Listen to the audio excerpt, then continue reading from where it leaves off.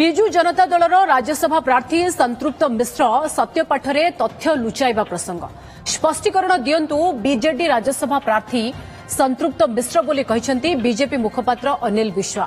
ରାଜ୍ୟସଭା ପ୍ରାର୍ଥୀ ସନ୍ତୃପ୍ତ ମିଶ୍ରଙ୍କ ସତ୍ୟପାଠକୁ ନେଇ ବିଜେପି ପ୍ରଶ୍ନ ଉଠାଇଛନ୍ତି ବିଜେପି ମୁଖପାତ୍ର ଅନିଲ ବିଶ୍ବା।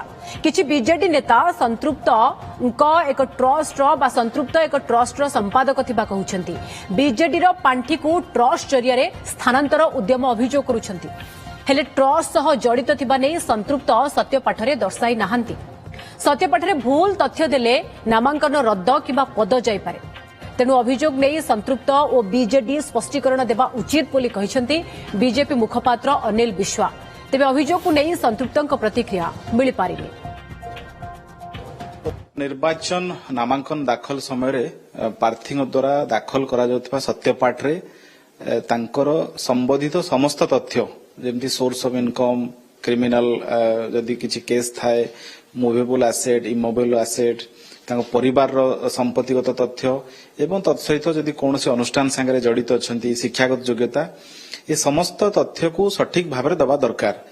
ଯଦି ଏଥିରେ କୌଣସି ତଥ୍ୟ ଜାଣିଶୁଣି ଲୁଚା ଯାଇଥାଏ କୌଣସି ପ୍ରାର୍ଥୀଙ୍କ ଦ୍ୱାରା ବା ଜାଣିଶୁଣି ଭୁଲ ତଥ୍ୟ ଦିଆଯାଇଥାଏ ତାହେଲେ section 125(1) of the people's representation act 1951 ସେହି ଅନୁସାରେ କହୁଛି ଯଦି କୌଣସି ପ୍ରକାର ସତ୍ୟପାଠରେ ତଥ୍ୟ ନ ଦିଆଯାଏ ବା ଭୁଲ ତଥ୍ୟ ଦିଆଯାଏ ତାହେଲେ it is a criminal activity ଭାବରେ ଗଣାଯିବ ଏବଂ ଭୁଲ ସତ୍ୟପାଠ ପାଇଁ ନାମାଙ୍କନ ଖାରଜ ହେବା ଏବଂ ପଦ ଚାଲିଯିବା ଏ ପ୍ରକାର ପ୍ରାବଧାନ ଅଛି।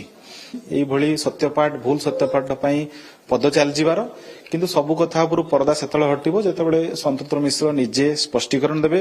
ତାଙ୍କ ଦଳ ତରଫରୁ ସ୍ପଷ୍ଟୀକରଣ ଦିଆଯିବ ଯେ କାହିଁକି ସତ୍ୟପାଠରେ ସେ ଯୋଉ ବିଜୁ ନବୀନ ଇନ୍ସପାଇରେସନାଲ ଫାଉଣ୍ଡେସନ ତା ଉପରେ ସେ ସମ୍ପୂର୍ଣ୍ଣ ତଥ୍ୟ ସତ୍ୟପାଠରେ ଦେଇନାହାନ୍ତି। ତେଣୁ ବିଜେଡି ଏବଂ ସନ୍ତୃପ୍ତ ମିଶ୍ର ଉଭୟ ସ୍ପଷ୍ଟ କରିବା ଦରକାର।